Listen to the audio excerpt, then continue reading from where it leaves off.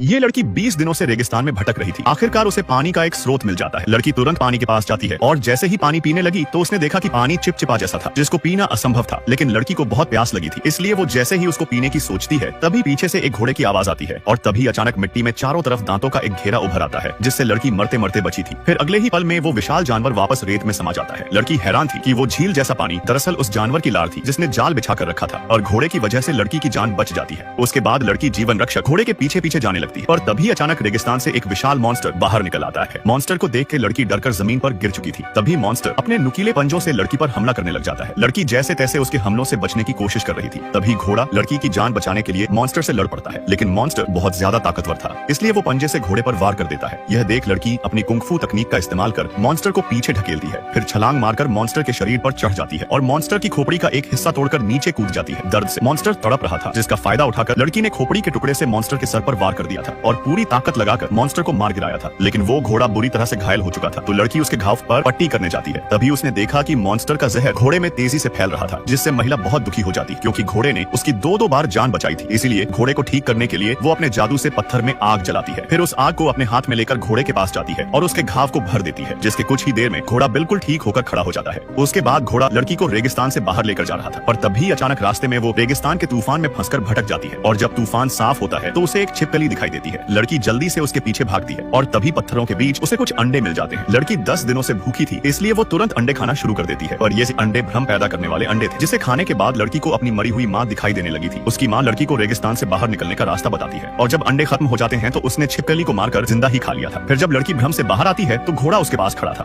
तभी घोड़ा उसे दूसरी जगह पर लेकर जाता है और जमीन पर खोदने का इशारा करता है। लड़की चाकू निकालकर मिट्टी को खोदती है, जिससे थोड़ी देर में ही जमीन से पानी निकल पड़ता है। आखिरकार लड़की ने पानी पीकर अपनी प्यास बुझा ली थी, जिसके बाद लड़की घोड़े की मदद से सफलतापूर्वक रेगिस्तान से बाहर भी निकल जाती है।